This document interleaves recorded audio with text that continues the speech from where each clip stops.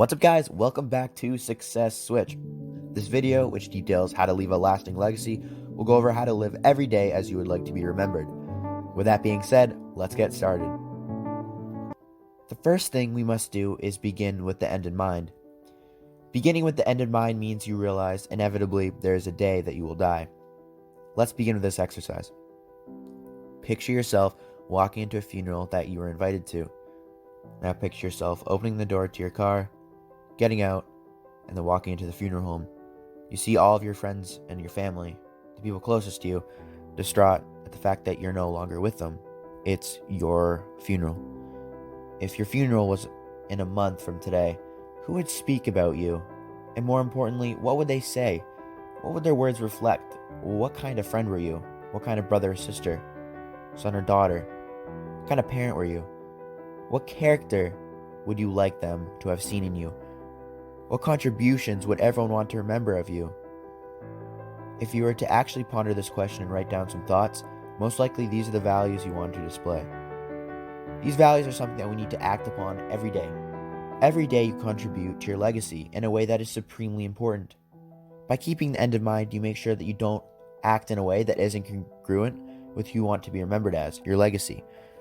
However, many people let superficial bumps in the road get in the way of their values. Frustration about minor setbacks can manifest into people and keep them stressed, acting out of character, inhibiting them from keeping the end in mind. This is why it's so important that you are a proactive person and not a reactive person. Being a proactive person simply means that you know what you stand for and you act parallel to these beliefs. You don't let any negative circumstances empower you. Let's take the example of Viktor Frankl, a Jew who was imprisoned in Nazi Germany. Frankl was extremely admirable because he didn't allow his terrible circumstances to get the best of him. He knew that the Nazis could control his outside environment, but ultimately they couldn't influence how they made him feel. Frankl realized that no matter what happened to him, he could keep his basic identity intact. He realized that between outside circumstances and the effect those circumstances had on him, he had the freedom to choose. He himself could choose how anything affected him. This idea is called being proactive.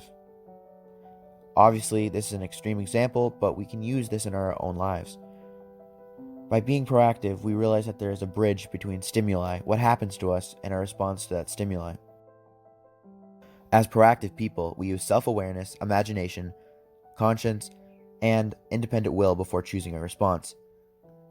Self-awareness allows us to stand away from ourselves and examine ourselves and our thought process, where we can question our choices and our thoughts. We don't have to be conditioned by our environment like most people let their environment do to them. We can question how we react, and we have the power to change this. We also have the ability to use our imagination, to act on ideas and manifest them into reality. Also, we have conscience, a deep inner belief of what is right and what is wrong, which if used correctly can subordinate being reactive in situations to acting upon properly chosen values. Finally, we have independent will, the ability to act on whatever we would like. Highly proactive people understand that they are responsible for their lives. They don't blame anything other than themselves. Of course, if it's something they can't control, but their basic character doesn't have to be hurt at all. The word responsible means you are able in choosing your response.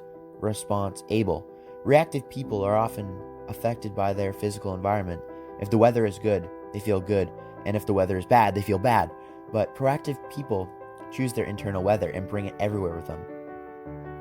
Ultimately, the essence of forming a legacy to be proud of is to pair your values with your actions. It's so critical to understand that if you tend to be reactive in situations, you are choosing to be empowered. Your environment actually has no interference. Okay, now that we've laid down the knowledge, it's time for you to act on this. For the action item of this video, we believe it would be highly beneficial to write down a statement, a creed that you live by. This piece of writing should have all your roles in it. Your roles such as being a brother, a sister, a mother, a father, employee in your work, student, friend, leader of a project, a teammate in a sport. Take all of these roles and write down who you would want to be remembered as for each of these individual roles.